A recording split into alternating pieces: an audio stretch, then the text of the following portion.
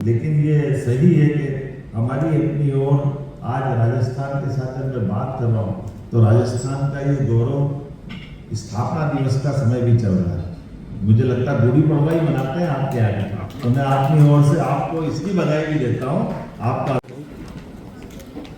मध्य प्रदेश के road show के आयोजन में माननीय मंत्री श्रीमान कन्हैयालाल चौधरी साहब, जल संसाधन मंत्री, इस अवसर पर मंच पर विराजमान माननीय देवेंद्र सिंह शेखावत जी, आपका अभिनंदन है। माननीय महावतार शर्मा जी, आपका भी अभिनंदन है। माननीय NK जैन साहब, अध्यक्ष MSME, माननीय रजनीश भंडारी जी, ओपनिंग बैट्समैन धोनी से कम नहीं है, अच्छे ढंग से आपने बात रखी। माननीय जैन साहब अभी आ रहे हैं वापस, लेकिन ऐसा लग रहा है जैन साहब 93 में ये कमाल कर रहे हैं, तो इनका उनकी कॉन्शियसनेस, प्रेजेंस, विषय को समेटने के तरीके, स्मरण शक्ति परमात्मा करे शतायु हो और सहस्त्रायु हो। इस अवसर पर माननीय मनीष गुप्ता जी, आप तो सोलर पावर, खास करके माँ नर्मदा के आशीर्वाद से आपकी इंडस्ट्री पहली नहीं, ये शुरुआत है, ये भी 100 में जाके पूरी हो, ये मैं शुभकामना देता हूँ। माननीय ओंकार बागड़िया जी, इस अवसर पर श्रीमती अंजू सिंह जी, राघवेंद्र सिंह जी, चंद्रमौली जी और आप सबको भी प्रणाम करता, आपको नमस्कार। राजस्थान में और मध्य प्रदेश के बीच हमारे बीच ऐसे सबसे अच्छा संबंध माना जाता रोटी बेटी का संबंध, रोटी पानी का संबंध। तो दाल बाटी तो साथ में होती थी और पानी का और आनंद आ गया, पार्वती काली सिंह जंगल के साथ तो संबंध पक्का ही हुआ है। हमारे लिए सौभाग्य की बात है, सच में राजस्थान और मध्य प्रदेश तो जुड़वा भाई की तरह है, ये परमात्मा की कृपा है। राजस्थान और मध्य प्रदेश में कोई अंतर नहीं। और आज के इस समय में यशस्वी प्रधानमंत्री श्रीमान नरेंद्र मोदी जी का जोरदार अभिनंदन करें, उनका ताली बजाकर के स्मरण करें। नवरात्रि का समय चल रहा है, नया संवत विक्रम संवत 2083 रौद्र नाम संवत्सर का प्रादुर्भाव हुआ है और प्रकृति भी रंग बदलती है हमारे ऋतुओं के मौसम के साथ, हमारे वर्ष के साथ। दुनिया के कई सारे देशों में कमोबेश हमारे 1 महीने के आगे पीछे, चीन से लगा ताइवान तक, वियतनाम से लेकर जापान तक, भारत का तो हर एक, कभी चेटी चंड, कभी नवतेरा, कभी गुड़ी पड़वा, विक्रम संवत, हमारे सब नाना प्रकार के नामों के साथ नए साल की शुरुआत भी हुई है। और यशस्वी प्रधानमंत्री के नेतृत्व में देश जिस प्रकार से प्रगति कर रहा है और कई नए प्रकार के रिकॉर्ड भी बन रहे हैं, ये केवल मोदी जी का शासनकाल का चमत्कार हो सकता है कि लोकतंत्र के अंदर 2 राज्यों के आपस के संबंध भी सौहार्दपूर्ण बने और भारत सरकार आशीर्वाद दे, ये मोदी जी के माध्यम से हो सकता है। जोरदार ताली बजा करके इस भाव को भी ला। पहले राज्यों से राज्यों के बीच उनकी संसाधनों के बंटवारों को लेकर के जिस प्रकार का अपने दक्षिण के रिकॉर्ड चल रहे हैं, कई लोगों की हत्याएं हो गई, मुकदमे चल रहे हैं, हाईकोर्ट, सुप्रीम कोर्ट, पता नहीं क्या क्या है। जब हमारी सरकार बनी, माननीय भजन लाल जी मेरे अभिन्न मित्र हैं, उनका भी अभिनंदन कर दो, केरल से आए, मेरी बात हो गई थी, वो आ रहा है शाम का, और उनने माननीय चौधरी जी को मेरे साथ इस बात के लिए रखा है कि हमारा अपना राज्य का जो अपरस्पर सौहार्दपूर्ण संबंध है, सच में हम इस भाव से ही बैठे कि आप राजस्थान में भी व्यापार व्यवसाय करें, मध्य प्रदेश में भी करें, क्योंकि आखिरकार ये अलग बात है, मैं बोल सकता हूँ आपके बीच में, हमारे राजस्थान के लोग तो पूरे देश के हर जगह व्यापार व्यवसाय के झंडे गाड़ने के लिए जाने जाते हैं। और यहाँ क्या, दुनिया के किसी कोने में भी अगर आपको मौका मिले तो क्षमता योग्यता से कोई कम नहीं पड़ता, ये तो पक्की बात है। हमारे अपने ये नैसर्गिक गुण भी, ईश्वर की मेहरबानी, कठिनाइयों में से भी रास्ता निकालना, क्षमता, बुद्धि, योग्यता, ये बात तो सही है कि धन कमाने के लिए धन चाहिए, लेकिन धन तो बैंक में पड़ा है, वास्तव में तो मन चाहिए और दिमाग चाहिए, और वो कम नहीं है, ये पक्की बात है। वो सारी कृपा परमात्मा ने किसी राज्य को जितनी दी होगी उतनी दी होगी, लेकिन सबसे सवाया अगर ज्यादा मौका दिया तो राजस्थान को दिया, ये पक्की बात है। इसीलिए राजस्थान का आप गिनती करना चौधरी जी या जैन साहब थोड़ा कम कर देना, मैं तो गिनती भूल चुका हूँ कि कितनी बार आया हूँ, लेकिन जब भी आऊँगा परमात्मा की दया से इसी प्रकार से राजस्थान मध्य प्रदेश के संबंध बनाने के लिए आए थे। हमारे लिए और कई कारण से चुनौती भी के साथ एक अवसर भी, और अवसर इस नाते से भी है कि आज के इस वैश्विक दृश्य में देखें हमको सब दिखाई देगा, हमारे सामने कुछ घटनाओं का स्मरण करें, कुछ और पहले चले जाए, कोविड काल जाए, उसके पहले के जाए, कहाँ भारत का नंबर कौन से अंक में कहाँ आता था वैश्विक स्तर पर आर्थिक रूप से 2014 के पहले का भारत, और आज भारत किस स्थिति में खड़ा। लेकिन भारत आज उसके अलावा भी कई प्रकार की चुनौतियों के बीच भी अवसर के रूप में भी पा रहा है। अभी हम साल 6 महीने 2 साल पहले अपने यहाँ के निवेशकों को खाड़ी की तरफ भागते देख रहे थे, और खाड़ी में खड्डा कैसे हुआ ये भी हमारे सामने दिख रहा है। अपने सामने जो माहौल बना है, मैं किसी पर टिप्पणी करूँगा, ये रास्ते में जिस जगह हूँ उस जगह की दृष्टि से थोड़ा चुनौतीपूर्ण भी है, और मैं मान के चलता हूँ कि केवल समझने की आवश्यकता है, लेकिन इस बात को भी समझने की आवश्यकता है कि आज जीने की कला, जीने की दृष्टि, धन की उपलब्धता, धन को समाज और संसार में किस प्रकार से लेकर के उपयोग और उपभोग करने की आवश्यकता है। ये जो मनस्विता चाहिए, ये जो मानवीय गुण होना चाहिए, ये मानवोचित गुण केवल सनातन संस्कृति में है, भारतीय संस्कृति में। दुनिया इस बात का एहसास है।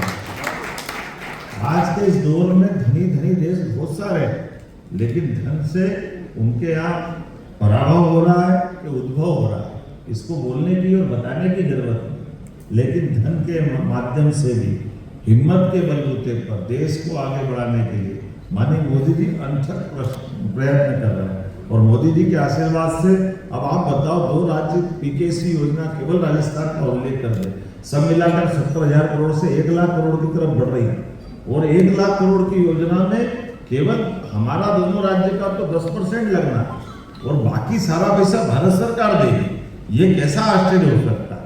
और भारत सरकार बगैर संकोच के मोदी जी स्वयं आकर के इस बात को अनाउंस करते हैं, और इसे एक सब क्षेत्रों में जीएसटी कलेक्शन से लेकर अभी आपने बिजनेस के सरलीकरण की बात की।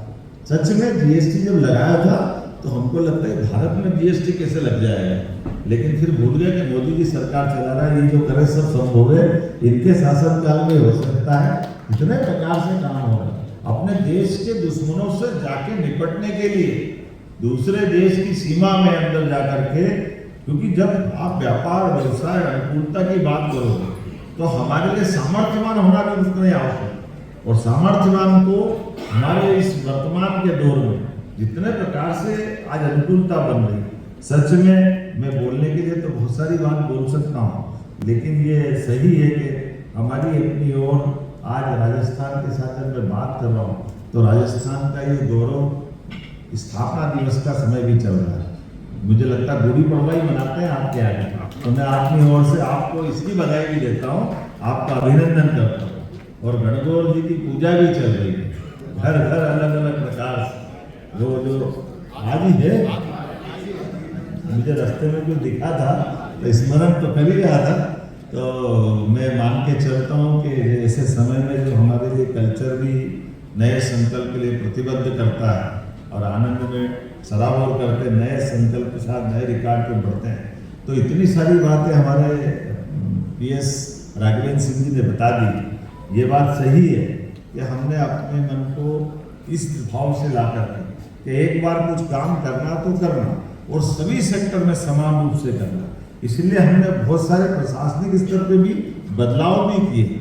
और बिजली की बात आपने कही, हमारे मध्य प्रदेश की बिजली से तो दिल्ली की मेट्रो ट्रेन भी चल रही है। आज के समय में जितनी सस्ती बिजली मध्य प्रदेश में 2 रुपया 9 पैसे से हमारी बिजली हम अपने यहाँ उपलब्ध करा रहे हैं।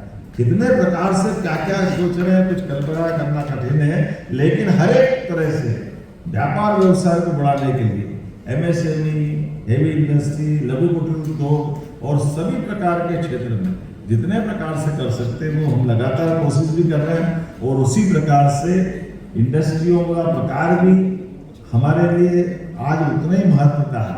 माइनिंग सेक्टर के अंदर में भी बहुत तेज गति से हम आगे बढ़ रहे हैं। और माइनिंग सेक्टर के अलावा जैसे वर्तमान के दौर में हेल्थ के मामले में भी मेडिकल कॉलेज खोल रहे हैं। अब मेडिकल कॉलेज में भी हमने PPP मॉडल पे 10 साल के लिए हमारा 300 बेड का हॉस्पिटल आपको देंगे और 30 एकड़ जमीन 1 रुपए में देंगे।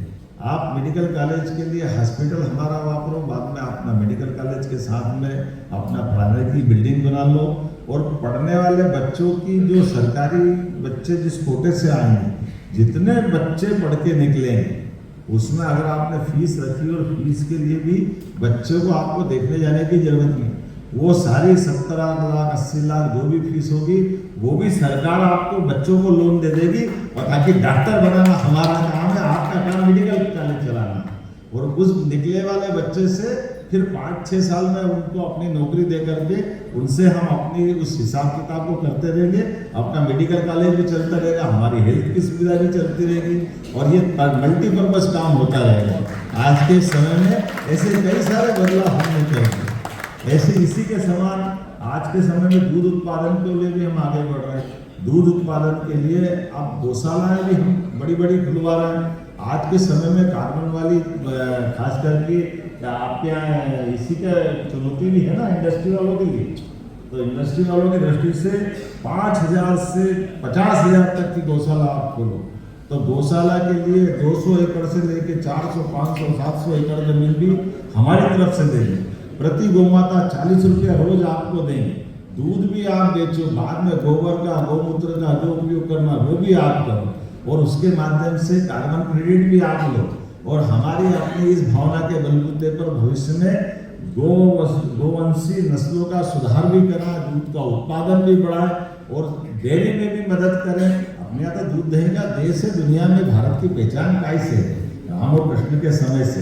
और ऐसी गौशालाओं को भी प्रोत्साहन दे रहे हैं और व्यक्तिगत भी डेयरी के लिए उत्पादन बढ़ावा दे रहे हैं। इसलिए हमारी सरकार ने माननीय मंत्री जी हमने तो निर्णय किया है कि कक्षा 1 से लेकर के 8 तक के सारे बच्चों को सरकार की तरफ से सरकारी स्कूल में फ्री दूध पिलाने की व्यवस्था भी हमारी तरफ से होने वाली है कि बच्चे भी हर तक उसको आगे बढ़े। जब कुपोषण की बात करेंगे तो खाए के अंडे मंडे की बात करो, दूध पिलाओ, आगे बढ़ाओ, होना चाहिए नहीं होना चाहिए। दूध का आने का तो दूध ही है ना, हम अंडे के विरोधी नहीं है, लेकिन अगर दूध उपलब्ध हो तो दूध ही मिलना चाहिए, इससे अच्छी क्या बात हो सकती है। ऐसी कई प्रकार की इंडस्ट्रियों में खासकर होटल आप डालना चाहते हैं, 100 करोड़ के होटल डालो, 30 करोड़ की हमारी कैपिटल में इसमें सब्सिडी है। आप हॉस्पिटल डालो 100 करोड़ का, उसमें भी 30% हमारी तरफ से सब्सिडी देने को तैयार है। एक एक करके हर क्षेत्र में जितने प्रकार से हो सकता है हम हर एक प्रकार से प्रोत्साहन देने के लिए आए। और ये पॉलिसियाँ सरलीकरण भी इसीलिए की, 26 प्रकार की पॉलिसियाँ हमने लागू की है और उससे आगे आप तो स्पेस पॉलिसी भी हम ला रहे हैं, AI पॉलिसी भी ला रहे हैं, हर सेक्टर में बढ़ने के अलावा। और मैं आपने देखा होगा थोड़ा या नया प्रकार का डिजाइन भी, ये प्रतिबद्धता भी है, बार बार आना तो ठीक है। जैन साहब की दृष्टि एक तरफ वो छूट गई, मैं आपको ये स्मरण करा रहा था कि हम अपने इन कामों के लिए इतना अच्छा स्पेस देते हैं कि पहले सारे उद्योगपति बोले मुख्यमंत्री बैठे बैठे घंटे 2 घंटे सुने, ये भी तो बड़ी बात है कि नहीं, ये भी तो कम बढ़ेगा। जब काम का धंधा का और अच्छे प्रकार से व्यवस्था का काम का सवाल हो तो घड़ी बंद करके बैठने की जरूरत होना चाहिए कि नहीं होना चाहिए। दिल खोल के सुनो, सबकी बात सुनो, सबके आएंगे काम आएंगे और उसी से तो रास्ता निकले। जब हमको ठोस काम करना तो मनस्थिति भी वैसी थी। और जैसे आपने कहा फॉरेस्ट प्रोग्राम, आप टाइगर देख करके आए, अब टाइगर सफारी हमने अपने रीवा में बना और रीवा के अंदर में एयरपोर्ट भी चालू कर दी और एयरपोर्ट के माध्यम से हमने अपनी एविएशन पॉलिसी मध्य प्रदेश सरकार ने चालू और मध्य प्रदेश सरकार ने एविएशन पॉलिसी के बलबूते पर आप सिंगरौली भी प्लेन से जा सकते हो, आप रीवा भी प्लेन से जा सकते हो। और भारत सरकार की जितनी एविएशन कंपनी वो सब जोड़े हुए मध्य प्रदेश आए, क्योंकि हेलीकॉप्टर में भी और हवाई जहाज में भी दोनों जगह हम ईजीएफ दे रहे हैं।